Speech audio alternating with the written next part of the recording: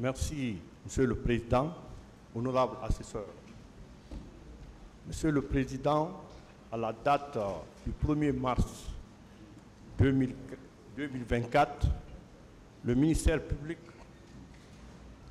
a pris une réquisition pour réqualification de ces différentes infractions qu'on a qualifiées d'ordinaire en crime contre l'humanité.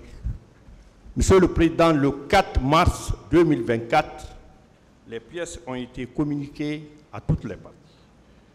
Monsieur le Président, le ministère public fonde cette réqualification sur la base de l'article 405 du Code de procédure pénale qui dispose que le ministère public peut prendre des réquisitions au nom de la loi qu'il juge utile et que le président en donne acte et en délibère. Le ministère public qui prend des réquisitions au cours des débats, c'est mentionné par le greffier dans son primitif et les décisions qui doivent en découler sont signées du président et du greffier. Monsieur le Président, mes distingués confrères de l'autre côté, pour battre cette réquisition, a estimé qu'il y a un arrêt qui a été rendu par la Cour suprême qui a l'autorité de la chose jugée. Monsieur le Président, pour développer leur argumentation, on dit que le procureur général, près la Cour d'appel de Conakry, a pris un réquisitoire le 8 février 2010, saisissant le pool des juges d'instruction pour des gravités de faits présumés. Et le pool des juges d'instruction a fait l'instruction et a rendu compte au procureur de la République près du tribunal de première instance de Dixine.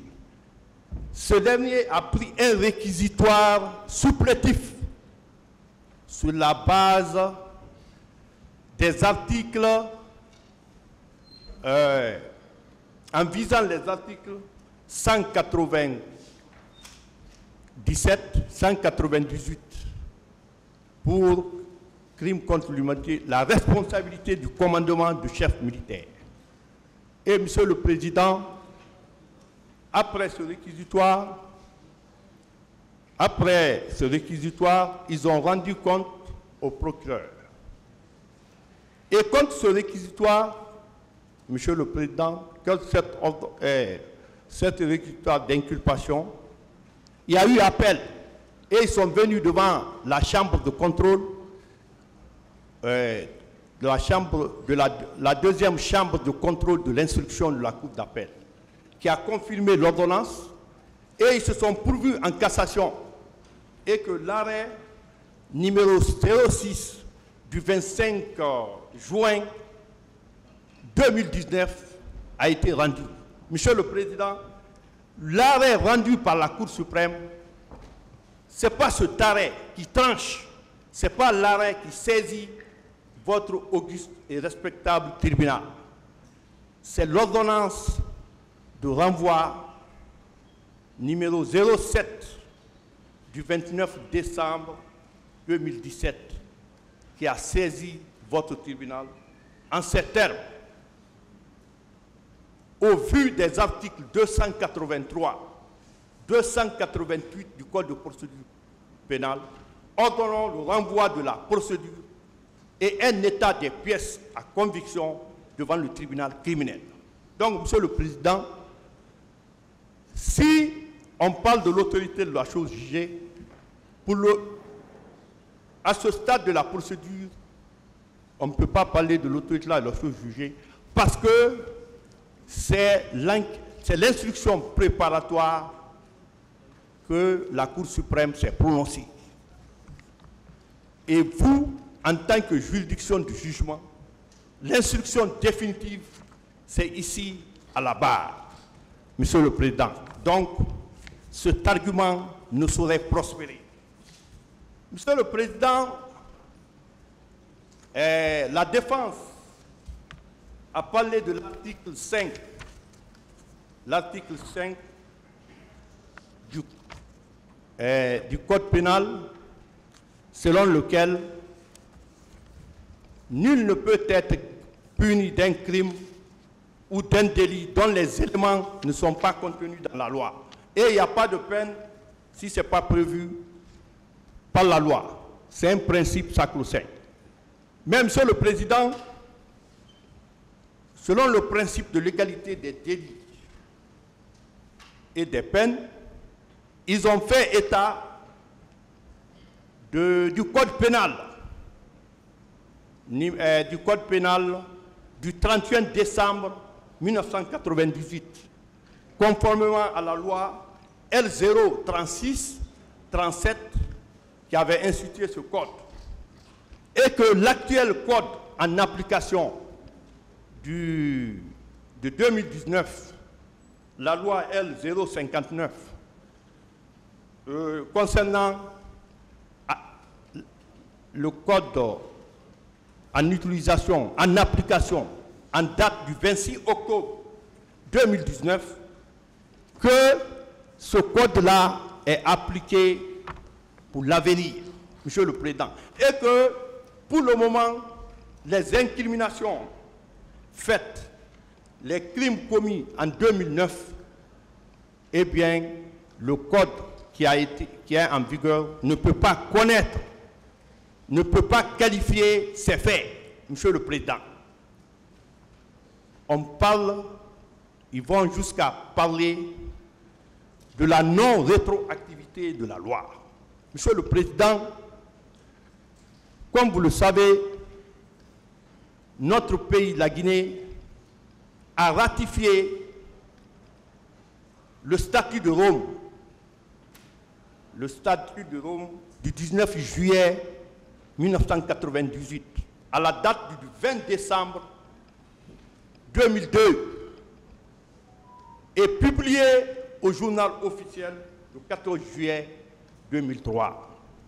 Monsieur le Président, lorsque une convention internationale, des accords internationaux ont été publiés, ratifiés, Monsieur le Président, ces conventions internationales sont erga omnes.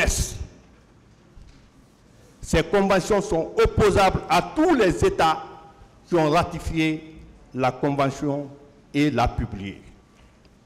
Monsieur le Président, concernant l'inapplication des conventions internationales, au motif que cette convention internationale, quand elle avait été ratifiée, eh bien, c'était la loi du 31 décembre 1998 qui était en application, et que la loi du 26 octobre 2019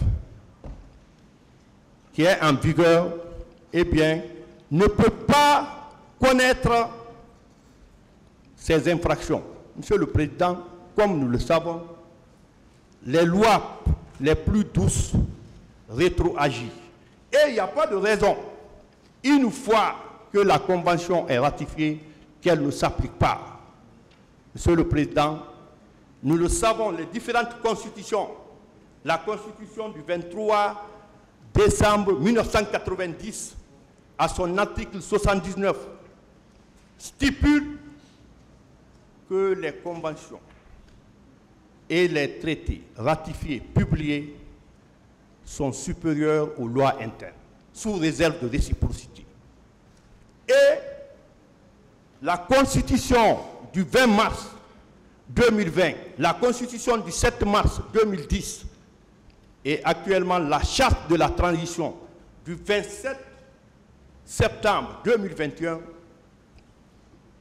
ont dit la même chose.